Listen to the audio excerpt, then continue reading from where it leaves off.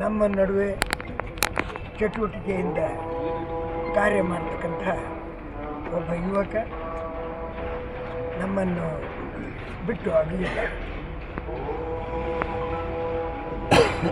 ನನಗೆ ಹೆಚ್ಚಿನದು ಹೇಳೋದೇನೋ ಒಂದಂದರೆ, ಉತ್ತರ ಕರ್ನಾಟಕ ಗರಡಿಯಲ್ಲಿ ಪಳಗಿದಂಥ ಒಬ್ಬ ಹೋರಾಟಗಾರ ಇವತ್ತು ಇಲ್ಲದಂತೆ ಆಗಿದೆ.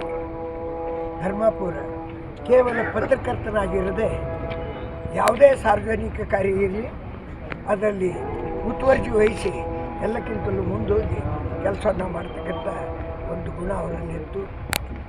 ಯಾವುದೇ ಪ್ರಶ್ನೆ ಸರಿಯಾಗಿ ಕೇಳಬೇಕಾದ್ರೆ ಯಾರಿಗೂ ಹೆದರಲಾರದಂತೆ ಸರಿಯಾಗಿ ಕೇಳ್ತಕ್ಕಂಥ ಒಂದು ಧೈರ್ಯ ಆತನಲ್ಲಿತ್ತು.